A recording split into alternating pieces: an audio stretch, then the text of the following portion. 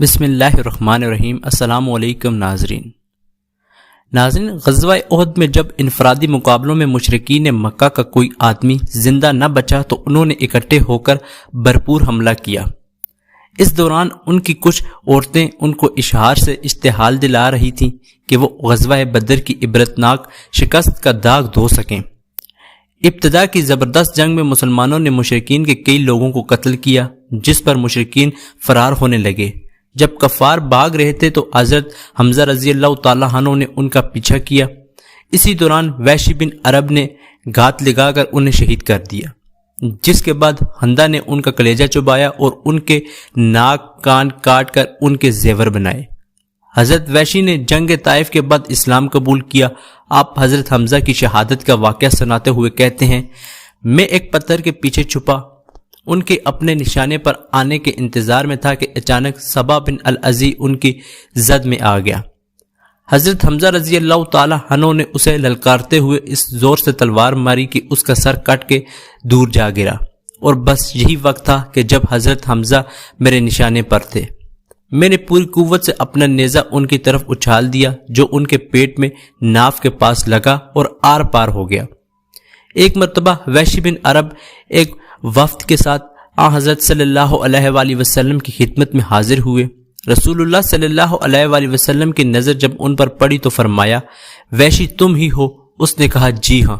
آپ صلی اللہ علیہ وآلہ وسلم نے اسے معاف تو فرما دیا تھا، لیکن فرمایا تم میرے سامنے نہ آیا کرو، مجھے اپنے چچا یاد آ جاتے ہیں۔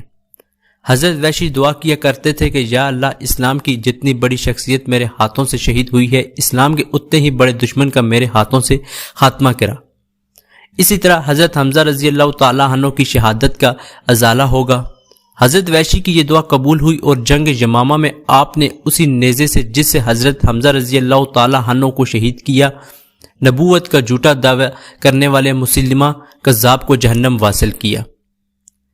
غزوہ بدر میں ایک اور نوجوان صحابی حضرت انزلہ کا شوق شہادت بھی زبردست تھا۔ ان کی نئی شادی ہوئی تھی۔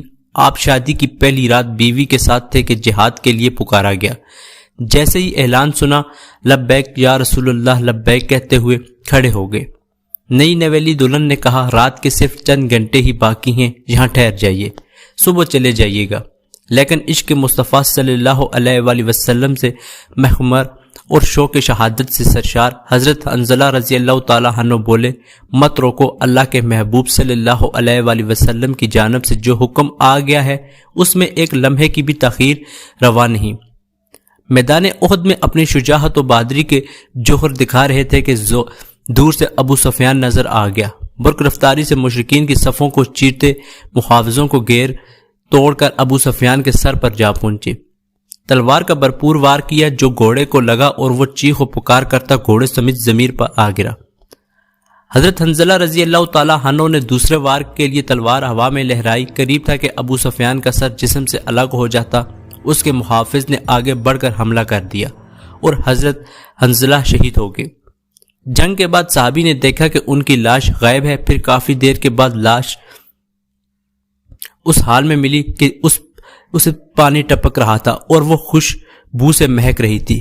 صحابی رسول صلی اللہ علیہ وآلہ وسلم نے رسول اللہ صلی اللہ علیہ وآلہ وسلم سے تذکرہ کیا۔ آپ نے فرمایا، تمہارے ساتھی انزلہ کو فرشتوں نے غسل دیا ہے، جا کر اس کے گھر والوں سے معلوم کرو۔